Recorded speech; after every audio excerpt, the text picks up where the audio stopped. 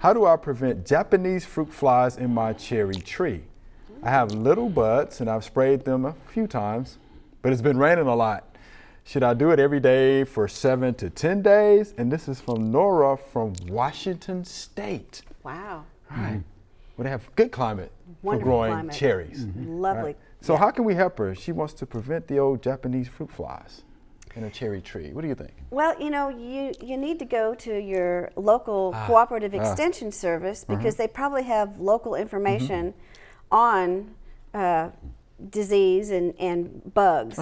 But, you know, she sprayed, but what is she spraying? Right. She doesn't say if she's spraying an insecticide or a fungicide. I'm assuming, since she knows it's a fruit fly, that she's spraying insecticide. Right. And so, yeah, she's going to have to keep repeating that. A lot of times, you have to go to the local extension office because I think I've read a couple of places that they don't always recommend continually spraying. They would like you to put traps out to scout first. To make sure. You have the right bug that you're trying to control, and then have a regular spray program if you have them.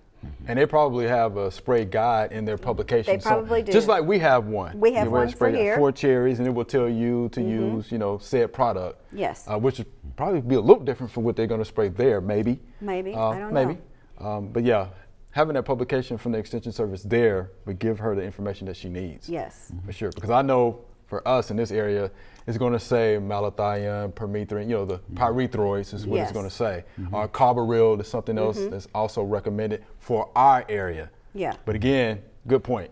Check with your Extension Service there.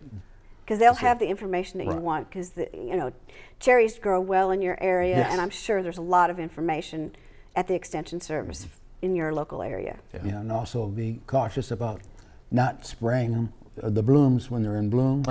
Sure. Because otherwise you might kill your beneficial insects. That's right. That's right. But before and after, that's fine. That's right.